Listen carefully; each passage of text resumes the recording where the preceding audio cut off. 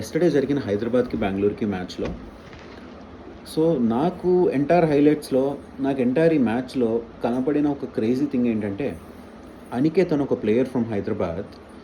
తను ఆడిన స్టైల్ కానీ తన పర్ఫెక్షన్ కానీ I don't think so this guy is a normal player going forward. Definitely next ఐపీఎల్లో పెద్ద రేట్కి వెళ్తాడు, కొంచెం ఈ ఐపీఎల్లో స్టెబిలిటీ మెయింటైన్ చేస్తే.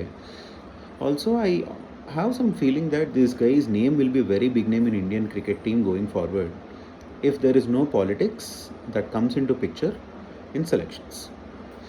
ఇప్పుడు ఇవన్నీ పక్కన పెడితే నన్ను స్టేడియంలో క్రేజీ ఇన్సిడెంట్ జరిగింది మీకు చెప్తాను.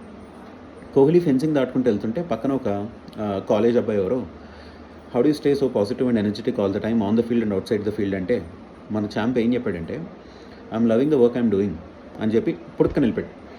సో ఈ ప్రాసెస్లో ఒక్కటి అర్థం చేసుకుంటే నిజంగా నువ్వు చేస్తున్న పని లవ్ చేసావంటే మాత్రం క్రేజీ ఉంటుంది.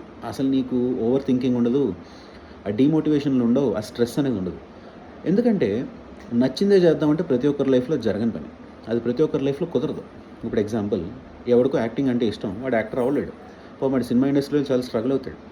ఎవరికో క్రికెట్ అంటే ఇష్టం, వాడు క్రికెట్ రావలేడు, బట్ వాడు వీధిలో ఆడుకుంటూనే ఉంటాడు.